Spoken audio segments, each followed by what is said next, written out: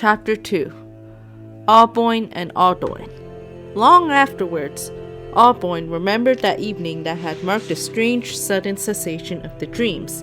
He had got a scholarship the following year, and had braced the pater.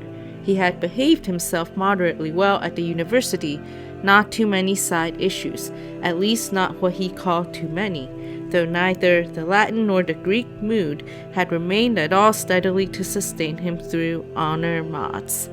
They came back, of course, as soon as the exams were over. They would. He had switched over, all the same, to history, and had again braced the pater with the first class, and the pater had needed bracing. Retirement proved quite different from a holiday. He had seemed just to slip slowly out.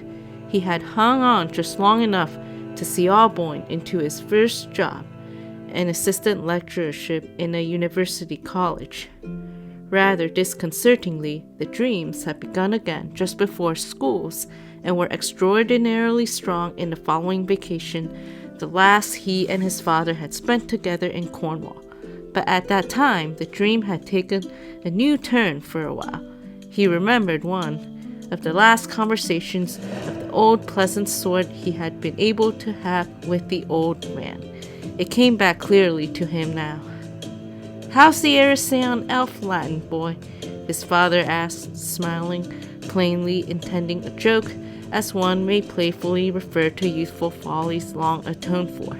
"Oddly enough," he answered, "that hasn't been coming through lately. I have got a lot of different stuff. Some is beyond me, yet some might be Celtic of a sort. Some seems like a very old form of Germanic, pre-runic, or I'll eat my cap and gown." The old man smiled, almost raised a laugh. "Safer ground, boy, safer ground for a historian. But you'll get into trouble if you let your cats out of the bag among the philologists, unless, of course, they back up the authorities." "As a matter of fact, I rather think they do," he said. "Tell me a bit, if you can, without your notebooks," his father slyly said. "Vestra leg vegas retas nu istis rethas." He quoted that because it had stuck in his mind, though he did not understand it. Of course, the mere sense was fairly plain. A straight road lay westward, now it is bent.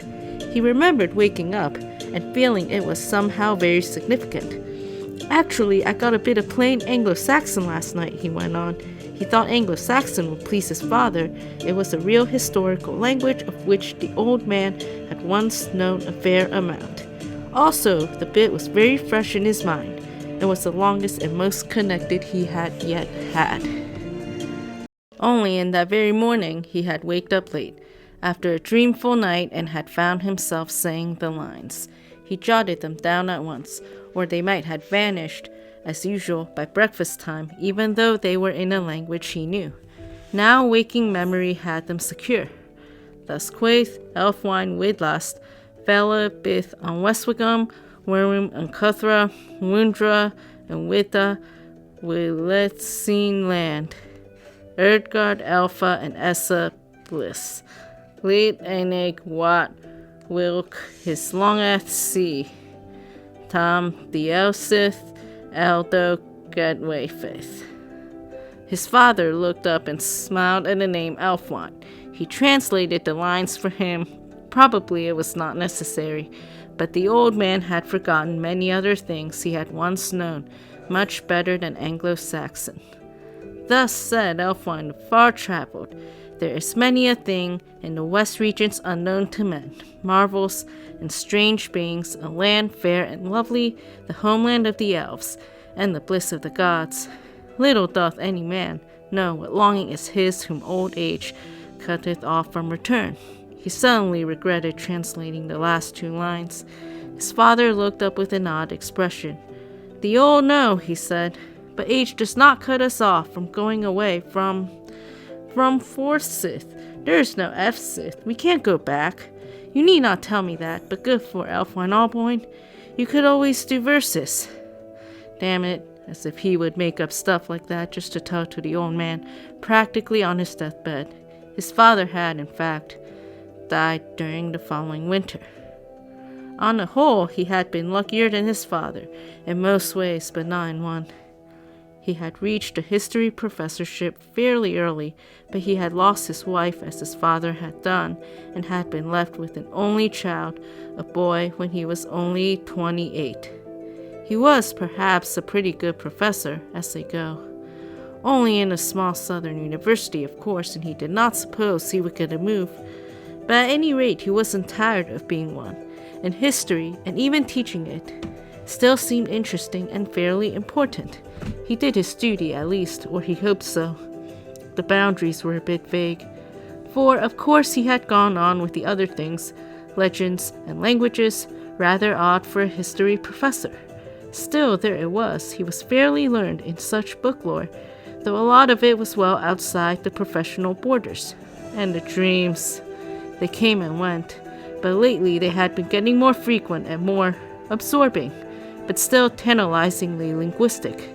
No tale, no remembered pictures, only the feeling that he had seen things and heard things that he wanted to see very much and would give much to see and hear again. And these fragments of words, sentences, verses. Eraseon, as he called it as a boy, though he could not remember why he had felt so sure that that was the proper name, was getting pretty complete. He had a lot of Beleriandic too, and was beginning to understand it in his relation to Eraseon. And he had a lot of unclassifiable fragments, the meaning of which in many cases he did not know, through forgetting to jot it down while he knew it, and odd bits in recognizable languages. Those might be explained away, of course, but anyway nothing could be done about them, not publication or anything of that sort. He had an odd feeling that they were not essential, only occasional lapses of forgetfulness, which took a linguistic form owing to some peculiarity of his own mental makeup. The real thing was the feeling the dreams brought more and more insistently and taking force from an alliance with the ordinary professional occupations of his mind. Surveying the last 30 years, he felt he could say that his most permanent mood, though often overlaid or suppressed, had been, since childhood, the desire to go back. To walk in time, perhaps, as men walk on long roads, or to survey it, as men may see the world from a mountain, or the earth as a living mat beneath an airship. But in any case, to see with eyes and to hear with ears, to see the lie of old and even forgotten lands, to behold ancient men walking, and hear their languages as they spoke them, in the days before the days when tongues of forgotten lineage were heard in kingdoms long fallen by the shores of the Atlantic. But nothing could be done about that desire either. He used to be able long ago to talk about it, a little and not too seriously, to his father, but for a long while he had had no one to talk to about that sort of thing. But now there was Alduin. He was growing up. He was 16. He had called his boy Alduin, reversing the Lombardic order. It seemed to fit. It belonged anyway to the same name family and went with his own name. And it was a tribute to the memory of his father, another reason for relinquishing Anglo-Saxon Edwine or even commonplace Edwin. Alduin had turned out remarkably like Alboin as far as his memory of young Alboin went, or his penetration of the exterior of young Alduin. At any rate, he seemed interested in the same things and asked the same questions, though with much less inclination to words and names and more to things and descriptions. Unlike his father, he could draw, but was not good at verses. Nonetheless, he had, of course, eventually asked why he was called Alduin. He seemed rather glad to have escaped Edwin, but the question of meaning had not been quite so easy to answer. Friend, of fortune, was it, or of fate, luck, wealth, blessedness, which? I like God, young Alduin had said. He was then about 13, if it means all that, a good beginning for a name. I wonder what Lombards looked like. Did they all have long beards? Alboin had scattered tales and legends all down Alduin's childhood and boyhood, like one laying a trail, though he was not clear what trail or where it led. Alduin was a voracious listener as well, latterly as a reader. Alboin was very tempted to share his own odd linguistic secrets with the boy. They could at least have some pleasant private fun. but he could sympathize with his own father now. There was a limit to time. Boys have a lot to do. Anyway, happy thought. Alduin was returning from school tomorrow. Examination scripts were nearly finished for this year for both of them. The examiner's side of the business was decidedly the stickiest, thought the professor, but he was nearly unstuck at last. They would be off to the coast in a few days together. There came a night, and Alduin lay again in a room in a house by the sea, not the little house of his boyhood, but the same sea. It was a calm night, and the water lay like a vast plain of chipped and polished flint, petrified under the cold light of the moon. The path of moonlight lay from the shore to the edge of sight. Sleep would not come to him, although he was eager for it. Not for rest. He was not tired, but because of last night's dream.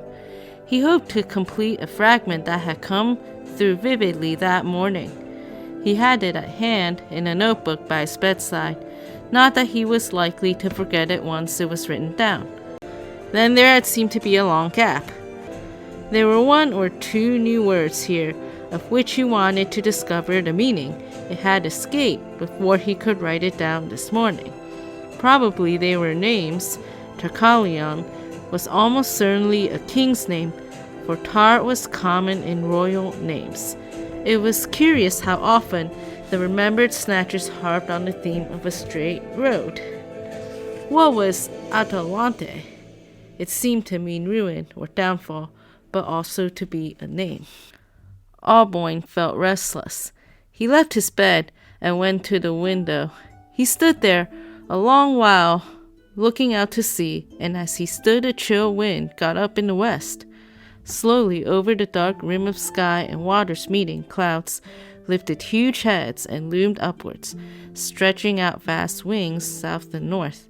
They looked like the eagles of the Lord of the West over Numenor, he said aloud, and started. He had not purposed any words. For a moment he had felt the oncoming of a great disaster long foreseen. Now memory stirred, but could not be grasped. He shivered. He went back to bed and lay wondering. Suddenly the old desire came over him. It had been growing again for a long time, but he had not felt it like this, a feeling as vivid as hunger or thirst for years, not since he was about Alduin's age. I wish there was a time machine, he said aloud. But time is not to be conquered by machines. And I should go back, not forward, and I think backwards would be more possible. The clouds overcame the sky, and the wind rose and blew, and in his ears, as he fell asleep at last, there was a roaring in the leaves of many trees, and a roaring of long waves upon the shore. The storm is coming upon Numenor, he said, and passed out of the waking world. In a wide, shadowy place he heard a voice. Elendil, it said. Alduin, whither are you wandering? Who are you? He answered. And where are you? A tall figure appeared, as if descending an unseen stair towards him. For a moment it flashed through his thought that the face, dimly seen, reminded him of his father. I am with you. I was of Numenor, the father of many fathers before you. I am Elendil, that is in Erasan, elf friend, and many have been called so since. You may have your desire. What desire? The long hidden and the half spoken to go back. But that cannot be, even if I wish it. It is against the law.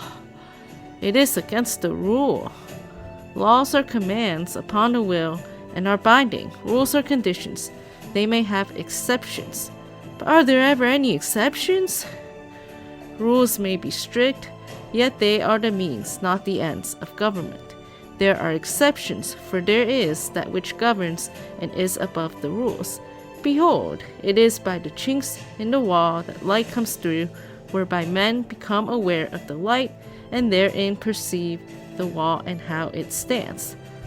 The veil is woven, and each thread goes an appointed course, tracing a design, yet the tissue is not impenetrable, or the design would not be guessed, and if the design were not guessed, the veil would not be perceived, and all would dwell in darkness.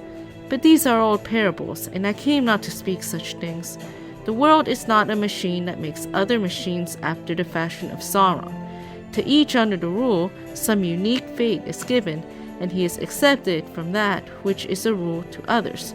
I ask if you would have your desire? I would. You ask not how or upon what conditions. I do not suppose I should understand how, and it does not seem to be necessary. We go forward as a rule, but we do not know how. But what are the conditions? That the road and the halts are prescribed, that you cannot return at your wish, but only if at all as it may be ordained. For you shall not be as one reading a book or looking in a mirror, but as one walking in living peril. Moreover, you shall not adventure yourself alone. Then you do not advise me to accept? You wish me to refuse out of fear? I do not counsel yes or no. I am not a counselor. I am a messenger, a permitted voice. The wishing and the choosing are for you. But I do not understand the conditions. At least, not the last. I ought to understand them all clearly. You must, if you choose to go back, take with you Herendil, that is in other tongue, Aldoin, your son, for you are the ears and he is the eyes. But you may not ask that he shall be protected from the consequences of your choice, save as your own will and courage may contrive. But I can ask him if he is willing. He would say yes, because he loves you and is bold, but that would not resolve your choice. And when can I, or we, go back? When you have made your choice. The figure ascended and receded. There was a roaring as of seas falling from a great height. Alboin could still hear the tumult far away, even after his waking eyes roamed round the room in the grey light of morning. There was a westerly gale blowing. The curtains of the open window were drenched, and the room was full of wind. He sat silent at the breakfast table, his eyes straight continually to his son's face, watching his expressions. He wondered if Aldoin never had any dreams. Nothing that left any memory would appear. Aldoin seemed in a merry mood, and his own talk was enough for him for a while. But at length he noticed his father's silence, unusual even at breakfast. You look glum, father, he said. Is there some naughty problem on hand? Yes, well, no, not really, answered Alboin. I think I was thinking, among other things, that it was a gloomy day, and not a good end to the holidays. What are you going to do? Oh, I say, exclaimed Aldoin. I thought you loved the wind. I do, especially a good old west wind. I am going along the shore. Anything on? No, nothing special. Just the wind. Well, what about the beastly wind? Said Alboin, unaccountably irritated. The boy's face fell. I don't know, he said. But I like to be in it, especially by the sea, and I thought you did. There was a silence. After a while, Aldoin began again, rather hesitatingly. Do you remember the other day, upon the cliffs near Predenac, when those odd clouds came up in the evening and the wind began to blow? Yes, said Alboin in an unencouraging tone. Well, you said when we got home it seemed to remind you of something, and that the wind seemed to blow through you, like a legend you couldn't catch, and you fell back into quiet as if you had listened to a long tale which left you excited, though it left absolutely no pictures at all. Did I? Said Alboin. I can remember feeling very cold and being glad to get back to a fire. He immediately regretted it and felt ashamed, for Aldoin said no more, though he felt certain that the boy had been making an opening to say something more, something that was on his mind. But he could not help it. He could not talk of such things today. He felt cold. He wanted peace, not wind. Soon after breakfast, Aldoin went out, announcing that he was off for a good tramp, and would not be back at any rate before tea time. Alboin remained behind. All day last night's vision remained with him, something different from the common order of dreams. Also it was, for him, curiously unlinguistic, though plainly related by the name Numenor to his language dreams. He could not say whether he had conversed with Elendil in Erasean or English. He wandered about the house restlessly. Books would not be read and pipes would not smoke.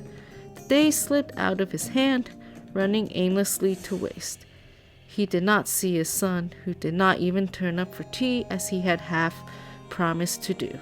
Dark seemed to come unduly early.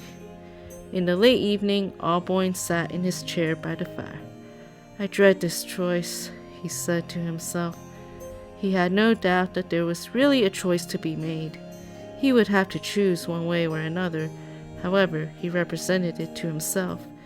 Even if he dismissed the dream as what is called a mere dream, it would be a choice equivalent to no. "But I cannot make up my mind to no," he thought. I am almost sure, Alduin would say yes, and he will know of my choice sooner or later. It is getting more and more difficult to hide my thoughts from him. We are too closely akin in many ways besides blood for secrets. The secret would come unbearable if I tried to keep it. My desire would become doubled through feeling that I might have and become intolerable. And Alduin would probably feel I had robbed him through funk. But it is dangerous, perilous in the extreme, or so I am warned. I don't mind for myself, but for Alduin. But is the peril any greater than fatherhood lets in? It is perilous to come into the world at any point in time, yet I feel the shadow of this peril more heavily. Why? Because it is an exception to the rules? Or am I experiencing a choice backwards? The peril of fatherhood repeated. Being a father twice to the same person will make one think. Perhaps I'm already moving back. I don't know. I wonder. Fatherhood is a choice, and yet it is not wholly by a man's will. Perhaps this peril is my choice, and yet also outside my will. I don't know. It is getting very dark. How loud the wind is. There is a storm over Numenor. Alboin slept in his chair. He was climbing steps, up onto a high mountain. He felt and thought he could hear Alduin following him, climbing behind him. He halted, for it seemed somehow that he was again in the same place as on the previous night, though no figure could be seen. "I have chosen," he said. "I will go back with Herondale." Then he lay down as if to rest, half turning. "Good night," he murmured. "Sleep well, Herondale. We start when the summons comes." "You have chosen," a voice said above him. "The summons is at hand." Then Alboin seemed to fall into a dark and a silence, deep and absolute. It was as if he had left the world completely, where all silence is on the edge of sound and filled with echoes, and where all rest is but repose upon some greater motion. He had left the world and gone out. He was silent and at rest, a point. He was poised, but it was clear to him that he had only to will it, and he would move. Whither, he perceived the question, but neither as a voice from outside, nor as one from within himself. To whatever place is appointed. Where is Herondale? Waiting. The motion is towards. "Let us move." Alduin trampled on, keeping within sight of the sea as much as he could. He lunched at an inn, and then tramped on again, further than he had intended. He was enjoying the wind and the rain, yet he was filled with a curious disquiet. There had been something odd about his father this morning. "So disappointing," he said to himself. "I particularly wanted to have a long tramp with him today. If we talk better walking, I really must have a chance of telling him about the dreams.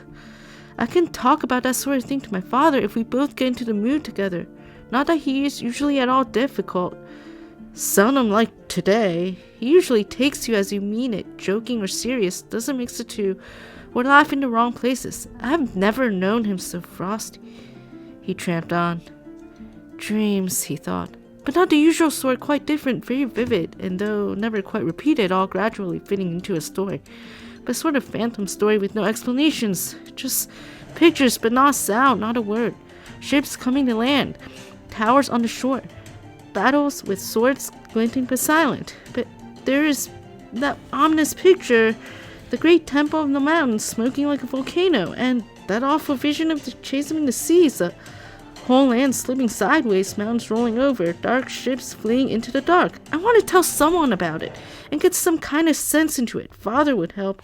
We could make up a good yarn together out of it. If I knew even the name of the place, it would turn a nightmare into a story. Darkness began to fall long before he got back. I hope Father will have had enough of himself and be chatty tonight, he thought. The fireside is next best to a walk for discussing dreams.